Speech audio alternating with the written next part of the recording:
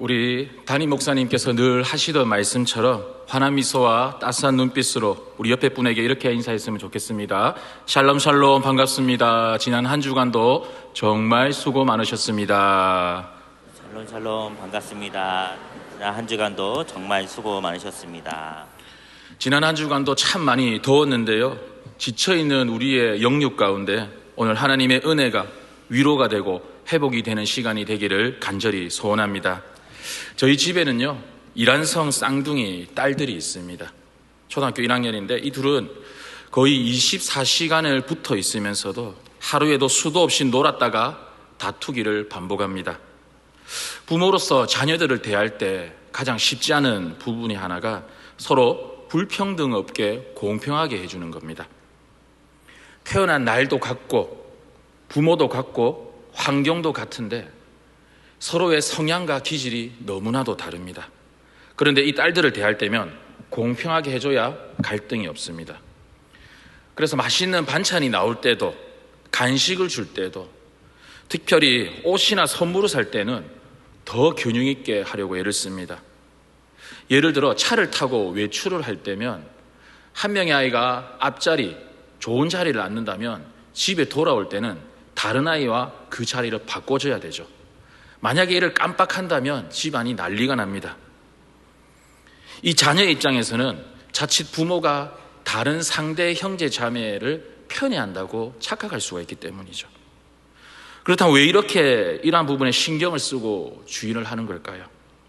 자녀들에게 있어서 특별히 어릴 때는 이 부모의 사랑이 절대적인 부분이죠.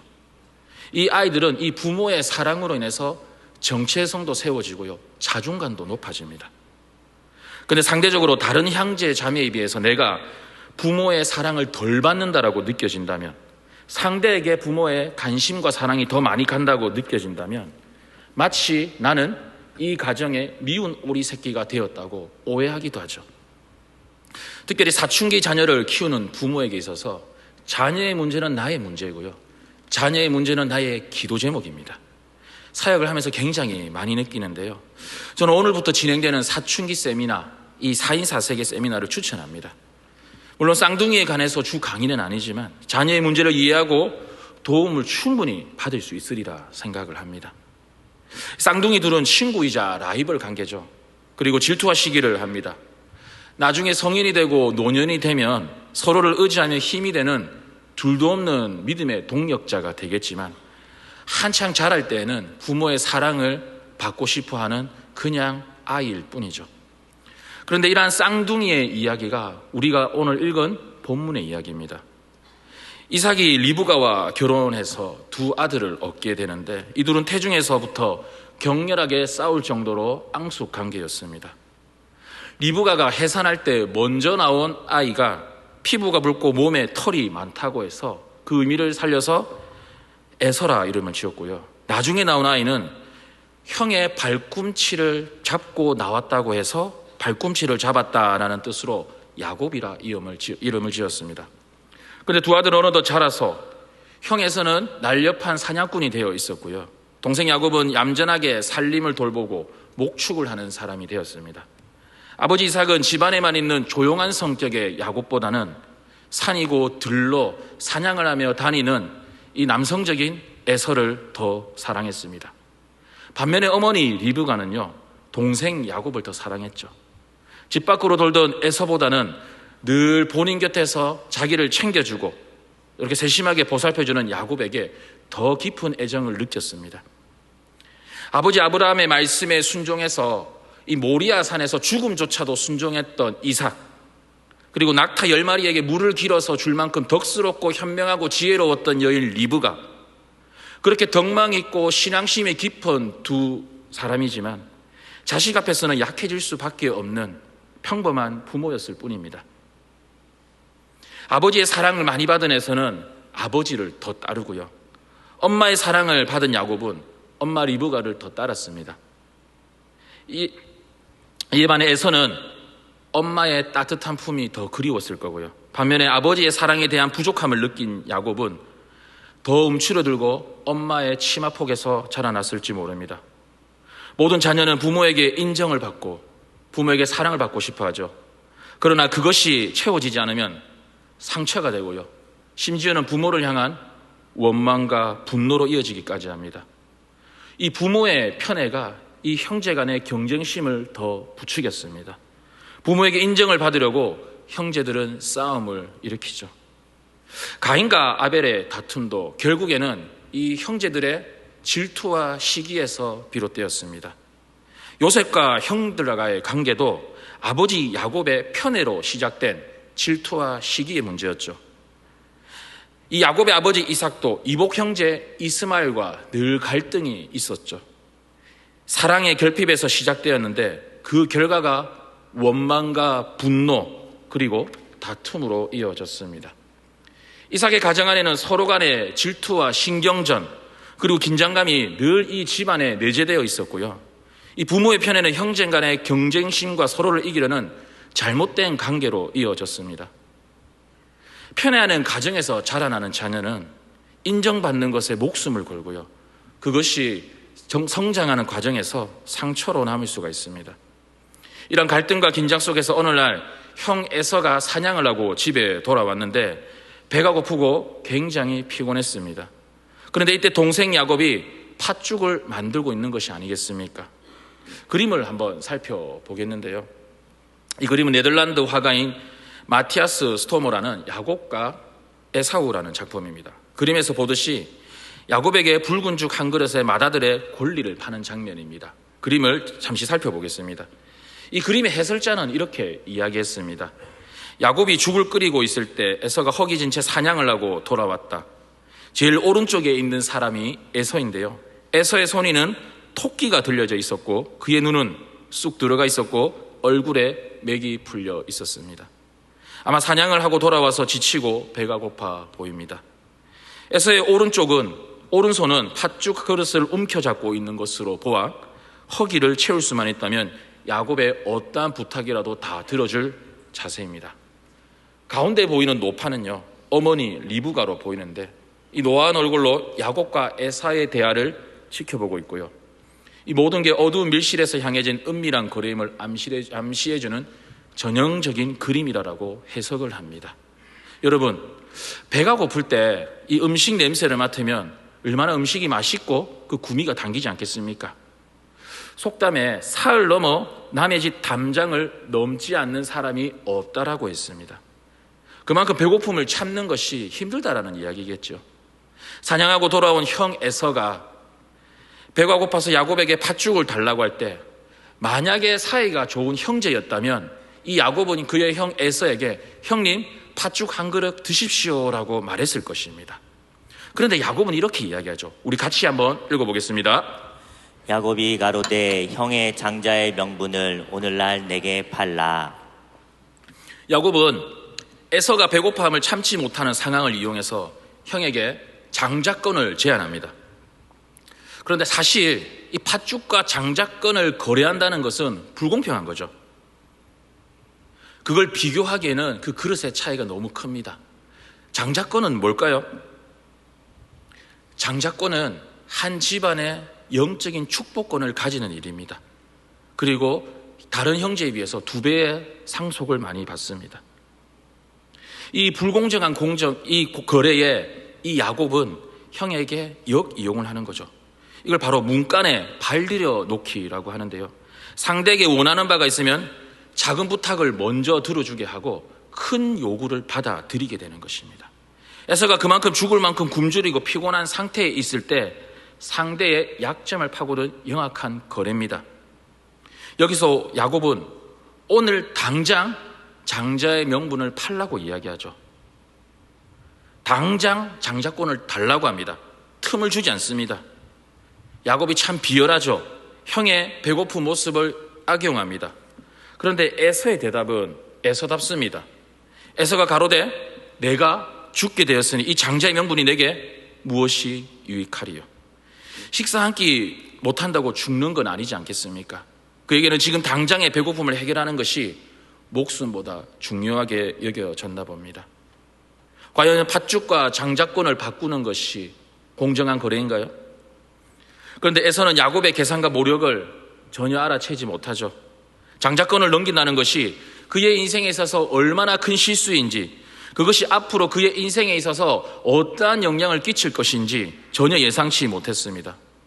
우리는 여기서 에서를 어떠한 사람이라고 생각해야 하는 걸까요? 첫 번째는 에서는 욕망에 지배당하는 사람이었습니다.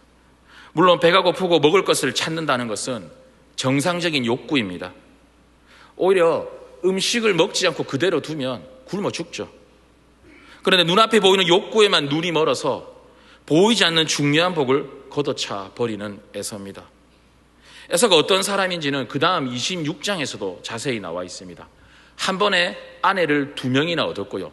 28장에 가서는 아내를 한 명 더 얻습니다. 에서는 충동적이고요, 감각적이고요, 욕망적인 사람이었습니다. 그러기 한 끼의 배고픔을 해결해주는 팥죽 한 그릇은 장자권보다도 훨씬 중요했습니다.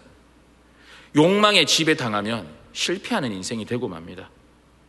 하와가 이 뱀의 이야기를 듣고 선악과를 바라보니 먹음직도 하고 보암직도 하고 지혜롭게 할 만큼 탐스럽기까지 하다고 했습니다. 눈에 보이는 것에 눈이 멀어서요, 눈에 보이지 않는 더 귀한 가치를 놓쳐버리고 말았죠. 삼손도 마찬가지입니다. 지금 당장의 쾌락과 욕망을 위해서 블레셋 여인 드릴라를 취했죠. 삼손의 선택은 충동적이고 감각적이고 지금의 당장의 욕구를 충족해줄 그런 욕망적인 선택이었습니다.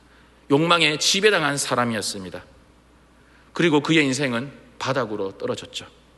히브리서 12장 16절은 에서를 이렇게 이야기합니다. 같이 한번 읽어보겠습니다.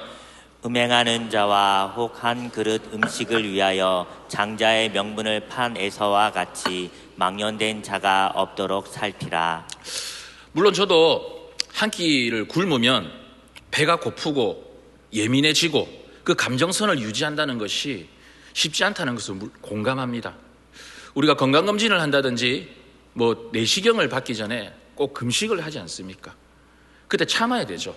참지 못하면 제대로 된 검사를 받지 못합니다. 그런데 일시적인 욕구를 위해서 영원한 권리를 포기하는 것은 정말 어리석은 일입니다. 최근에는 이런 이야기를 들었습니다. 태중에 아이를 임신하고 품고 있는데 이 담배 피는 것을 참지 못해가지고 임신 중에 흡연한 이야기를 듣고 정말로 충격받았습니다. 이후에서는 그의 동생이 아버지 이삭을 속이고 장자의 축복을 받을 때에 대성통곡을 했다고 하는데요. 스코틀랜드의 구약학자인 앤드류 브루스 데이비스는 에서를 이렇게 표현했습니다. 유격적이고 야성적이고 충동적이었던 사람. 에서의 눈물은 마치 덫에 걸린 짐승의 울음소리와도 같다라고 합니다. 물론 그때 성급하게 결정하지 않았더라면 저는 이 대목이 너무너무 아쉽습니다. 후회해본들 무슨 소용이 있을까요? 그의 행동은 오로지 배고픔을 해결하는 데만 모든 관심이 가 있었죠. 음식 앞에서 그는 본능에만 충실했습니다. 여기서 에서는 야곱을 향해 이렇게 얘기했어야 합니다. 감히 팥죽 한 그릇으로 이 장자의 고난을 나랑 바꾸려 하느냐, 이 동생을 뭐라 했어야 되죠. 에서는 어떠한 사람이었을까요? 두 번째는 에서는 중요한 일보다는 지금 당장의 일을 소중히 여겼던 자입니다. 장자권을 넘기는데 단 1초의 망설임과 고민도 없었죠. 그의 판단으로 인해서 그가 무엇이 중요하다는 것을 보여줍니다. 우리 34절을 한번 보겠는데요. 제가 앞에 9절을 읽으면 우리 성도님들께서는 색칠해 준 부분만 또박또박 천천히 한번 읽어보겠습니다.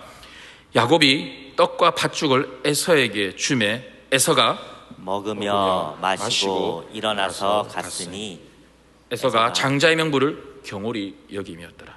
에서의 성격이 참 급하죠. 뜨거운 팥죽을 먹는 건지 마시는 건지 성경은 뭐라고 얘기하냐면 먹으며 마시고 일어나 걸으니라고 합니다. 이 네 가지의 동작을 한 번에 다 해치를 정도로 급했다는 얘기죠. 보통 경상도 남자들이 급하다는 이야기를 합니다. 그래서 청년들이 데이트를 할 때는 상대 자매에게 이 식사를 속도를 맞춰주는 매너가 필수적인데요. 배가 고프면 허겁지겁 먹게 됩니다. 그런데 우리가 식사를 빨리 한다고 해서 누군가를 비난할 수도 있는 일은 아닙니다. 단지 위의 구절에서 에서의 성격이 급하다는 것을 얘기해 줍니다. 팥죽은 굉장히 뜨거운 상태였죠. 마치 빨리 먹기 시합이라도 하는 것처럼 에서는 먹고 마시고 일어나서 나가버렸습니다. 그의 다급한 성격으로 인해서 지금의 당장의 것을 위해서 더 크고 귀한 것을 잃어버리는 선택을 했습니다. 현실적이었죠. 단순합니다. 미래는 생각하지 않습니다. 스티븐 콥이라는 학자는 그의 저서에서 이렇게 이야기했습니다. 우리는 긴급한 것을 소중한 것으로 여긴다라고. 지금 당장 급한 일이 중요하지 않음에도 불구하고 지금 일어나는 일이 급하기 때문에 그 급한 일이 우리가 중요하다라고 오해한다고 하죠. 그런데 우리에게 정작 중요한 것은 이 급한 일 때문에 놓치고 사는 일들이 너무나 많습니다.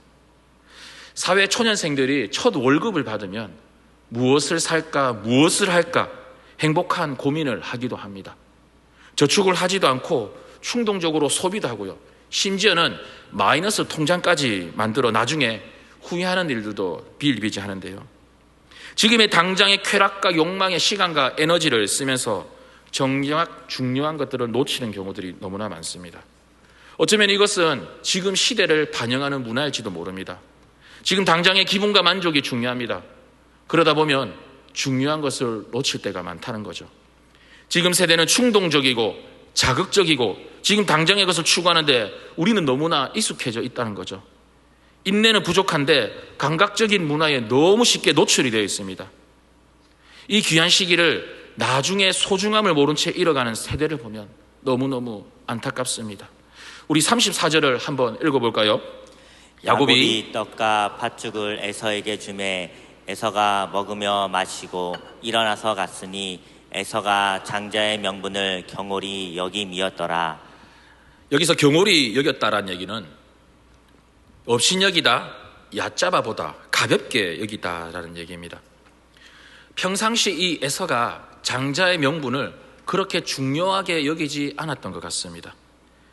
평소의 생각이요, 중요할 때 선택을 하게 합니다. 육적인 것에 몸에 이끌리는 것도 문제지만요, 영적인 축복을 알아보지 못하는 것은 더 큰 문제가 될 수도 있습니다. 예수님은 40일 동안 광야에서 금식을 하셨죠. 얼마나 배가 고프시겠습니까? 이 사탄이 그 예수님의 연약함, 지금에 있는 곤란한 상황을 이용해서 가장 쉽게 무너질 수 있는 방법을 이용합니다. 그런데 예수님의 선택은 어땠죠? 단번에 거절했습니다. 우리는 이 예수님과 같은 영적인 분별함과 선택이 필요합니다. 육의 것과 영의 것을 바라봐야 하고요. 지금 당장의 것이 중요한 것인가? 아니면 지금 잠시 멈추더라도 나중의 것을 취하는 것이 우리는 곰곰이 생각해 봐야 합니다. 바둑을 둘 때 하수는 지금 당장의 수를 봅니다. 하지만 고수는 그 뒤에 있는 멀리 있는 수를 본다고 하죠. 축구를 할 때도 축구를 잘 하지 못하는 하수는 공만 졸졸졸졸 쫓아다닙니다.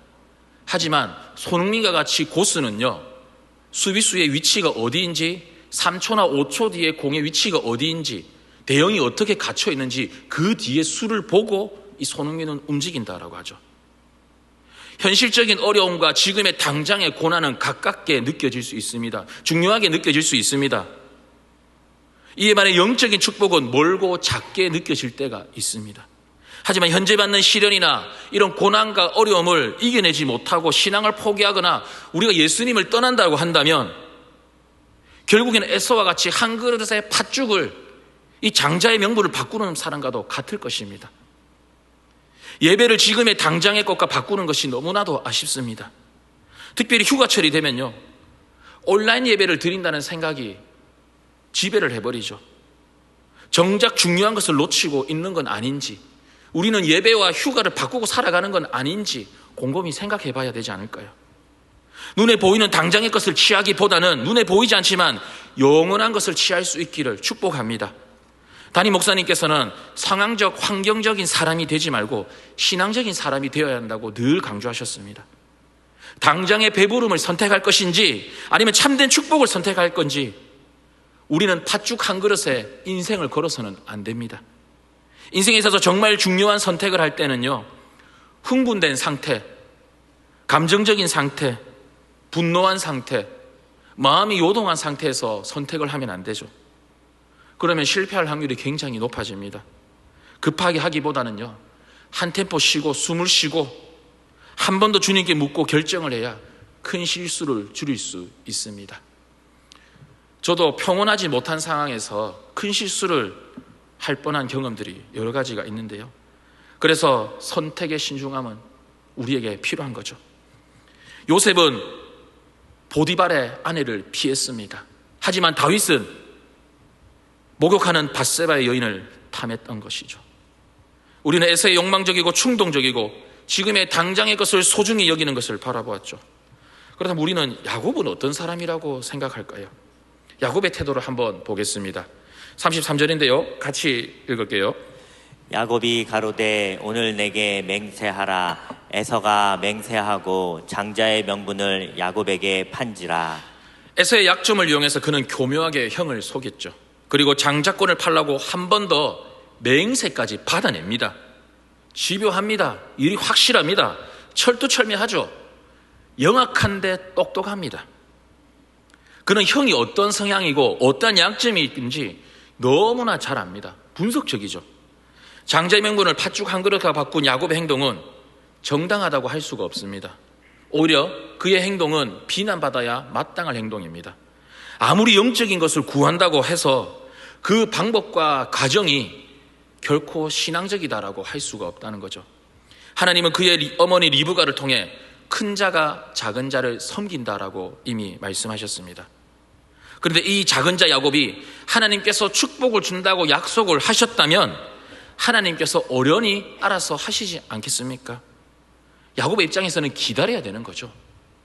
중요한 가치를 가볍게 여긴 에서의 어리석음도 문제지만요, 형의 약함을 알고 기어이 자신의 것으로 차지하려고 내 것으로 만드는 이 야곱의 모습도 결코 옳지 못한 일이죠. 그리고 형 에서로부터 장자권을 받는다고 해서 그 장자권의 효력이 바로 발생하는 것이 아닙니다. 이 장자권을 선택하는 권한은요, 아버지 이삭에게 있었습니다. 형제들끼리 아무리 얘기해봐야 무슨 소용이 있을까요? 사실 형을 속이고 아버지로부터 장자의 축복을 받고 이 야곱은 도망을 갔을 때 이 장자의 실질적인 권한, 이 이삭의 대부분의 재산은 형 에서가 다 차지했죠. 야곱이 실질적으로 받은 혜택은 없습니다. 오히려 고생만 진탕했던 것이요. 형의 것을 빼앗으려고 했던 야곱의 인생은 어떠했죠?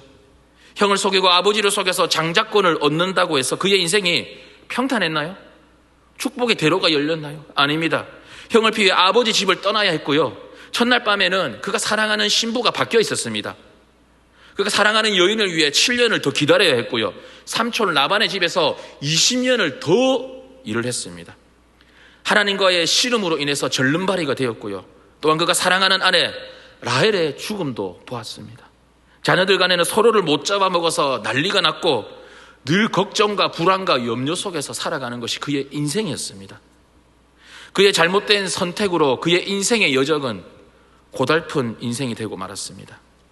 자신이 가지고 싶은 것이라면 기어이 갖고야만은 집요하고 용이 주도한 인물 야곱. 잔머리 지수도 좋고요, 교만하고요, 자신의 이익을 위해서라면 속임수도 죄의식 없이 그대로 하는 철면피한 모습이 바로 이 야곱의 모습입니다.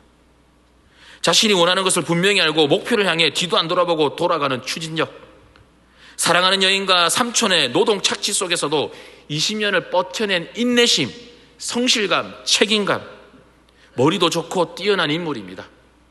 잠언 31장에는 현숙한 여인이 있다고 한다면 인간적인 측면에서는 야곱은 정말로 훌륭한 인물입니다. 남들보다 몇 배나 뛰어난 인물이죠. 어쩌면 이렇게 살아간다면 세상에서 성공가도를 달렸을지 모릅니다. 그런데 신앙생활은 이것과는 다르죠. 신앙생활을 하면 할수록 우리의 힘으로 할 수 없다는 것을 우리는 고백하게 됩니다. 우리는 그렇게 느끼게 됩니다. 내가 어찌 할 수 없는 일들이 너무나 많습니다. 그런 일들은 주님의 손에 맡겨야 하고요, 주님의 약속을 기다려야 합니다. 약속이 성취되는 때도 주님의 계획 안에 달려있으면 우리는 믿고 신뢰하고 기다려야 합니다.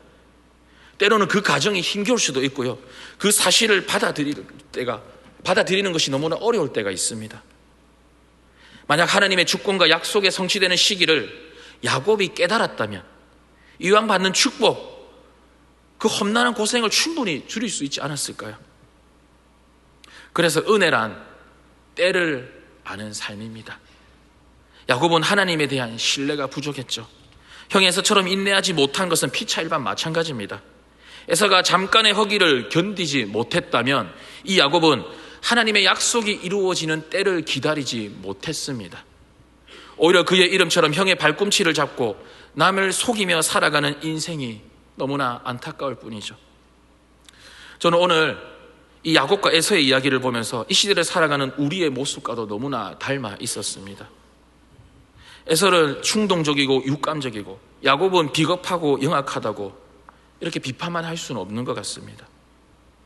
에서에게 필요한 것은 육의 것이 아니라 영적인 것이 필요하고요. 야곱에게는 영의 것은 갈망했지만 하나님이 주시는 축복을 기다리면서 하나님의 때를 기다려야 했습니다. 고대 그리스 철학자 헬라이크레토스는 이렇게 이야기합니다. 성격이 바로 그 사람의 운명이다라고요. 성격을 어떻게 만들고 개발하느냐에 따라 그 인생의 경로가 정해진다라는 이야기입니다. 물론 하나님을 믿는 우리는 운명론을 믿는 것이 아닙니다. 제가 운명론을 지지한다는 것이 아닙니다. 우리는 하나님의 주권과 섭리에 의해서 살아가는 존재입니다. 하지만 우리는 인생의 과정 속에서 크고 작은 일들을 선택할 수 있고요. 그 선택에 의한 책임도 우리는 져야 됩니다. 결과와 목적지는 하나님이 물론 정해주시겠지만 그 과정 속에서도 하나님의 뜻을 선택할지 아니면 인간 에서와 야곱과 같은 선택을 할지 그 과정도 그 결과도 결국에는 우리의 몫이란 거죠. 에서는 배고픔을 이기지 못해 팥죽을 장작권과 바꾸었고요. 그의 성미가 그의 인생을 결코 평탄하지 못하게 만들었던 것입니다. 그리고 두 명의 아내를 동시에 둘 만큼 육감적이고 충동적인 그의 선택은 그의 어머니 리브가로 하여금 근심하게 만들고 염려하게 만들었습니다. 야곱은 그의 조부 아브라함의 하나님으로 인한 큰 민족을 이루고자 하는 축복이 있었고요. 어머니 리브가는 큰 자가 작은 자를 섬긴다라고 말씀이 있었음에도 불구하고 집념과 교활함의 선택으로 20년 동안이나 삼촌 라반의 집에서 고생을 했습니다. 물론 하나님의 축복과 은혜가 있었지만 그럼에도 불구하고 조금 더 고통스럽고 조금 더 오래 걸리고 조금 더 힘든 여정을 살았던 것이죠. 이스라엘의 백성이 광야에서 40년을 돈 것을 보면 우리는 충분히 이해합니다. 사실 팥죽도 내 것이 아닌 동생의 것이고요. 장자의 권한도 내 것이 아니라 형 에서의 것이었습니다. 우리가 하나님의 말씀이 있고 때가 있음을 전적으로 신뢰한다면 우리의 성급하고 욕심 있는 선택으로 인해서 그 과정이 얼마나 힘든 것인지 우리는 오늘 본문을 통해 살펴봤습니다. 그럼에도 하나님이 합력하여 선으로 이루어 주시겠지만 충동적이고 감각적인 선택을 하는 자가 아니라 욕심을 내고 남의 것을 어떻게 써든지 뺏는 자가 아니라 하나님의 때를 알고 하나님의 방법과 하나님의 그 섭리 가운데에 그 은혜를 더 채우고 경험하는 귀한 영적인 은혜를 체험할 수 있기를 축복합니다. 그래서 고생하며 돌고 도는 인생이 아니라 느리지만 한 걸음 한 걸음이 하나님이 인도하시는 가장 안전한 길, 최고의 길이 될 수 있기를 축복합니다. 우리 기도 제목을 읽고 함께 기도하시겠습니다. 세상을 다스리시고 통치하시는 하나님 아버지, 충동적이고 지금 당장의 덜 중요한 문제를 선택하기보단 하나님의 때를 기다리며 하나님의 방법대로 하나님의 약속을 믿고 기다리며 성취해가는 믿음의 사람이 되게 하옵소서. 아멘. 제가 기도하도록 하겠습니다. 하나님, 현실의 상황 속에서 늘 저희들은 에서와 같이 충동적이고 급하고 더 중요한 가치를 알아보지 못한 잘못 선택의 길을 걸어왔습니다. 야곱처럼 계산하고 인위적으로 해오기도 했습니다. 오늘 말씀을 통해 우리 안에 커다란 깨달음이 있게 하시고 육적인 것보다 영적인 것을 더 소중히 여기는 인생이 되게 허락하여 주시옵소서. 휴가 중인 성도님들 안전과 건강을 지켜 주시옵소서. 사랑하는 담임 목사님 목회 연구월 기간 동안 보아야 할 것을 보시고 꼭 알아야 할 것을 알게 하시고 꼭 만날 사람을 만나게 하여 주옵소서. 특별히 육신의 연약한 부분이 있다면 주의 권능의 손으로 회복시켜 주셔서 하나님의 사명을 잘 감당하시고 은혜의 기적을 써내려가게 하옵소서. 하나님께 물질로 예배드립니다. 이 물질이 하나님의 나라를 위해 잘 사용되게 하시고 드리는 손길 위에 차고 넘치는 은혜도 더하여 주시옵소서. 우리를 대신해서 십자가에 못 박혀 피 흘리시면서까지 우리를 사랑하시는 예수님의 이름으로 기도드립니다. 아멘.